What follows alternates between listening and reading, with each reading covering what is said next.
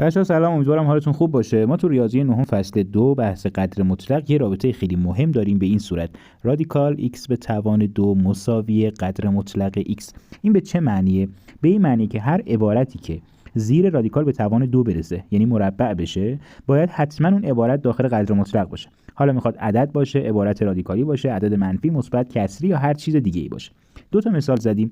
مثال اولی زیر رادیکال گفته 3 منهای رادیکال 5 به توان 2. چون توان 2 داره، ما باید عبارت رو ببریم داخل قدر مطلق، یعنی به این صورت بنویسیم قدر مطلق 3 منهای رادیکال 5.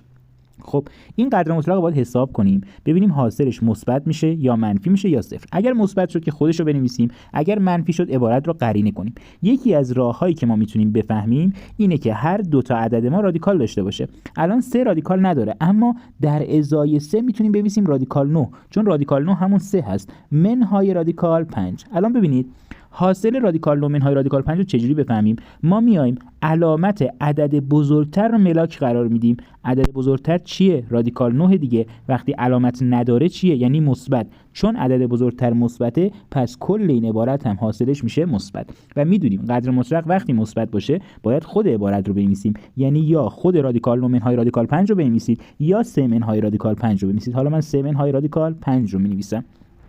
بعدی ببینید رادیکال 8 منهای 2 به توان 2. به همین صورت میایم رادیکال 8 منهای 2 رو داخل قدر مطلق قرار میدیم، میایم خود رادیکال 8 رو مینویسیم، اما 2 رو رادیکالی میکنیم که میشه رادیکال 4 به عبارتی.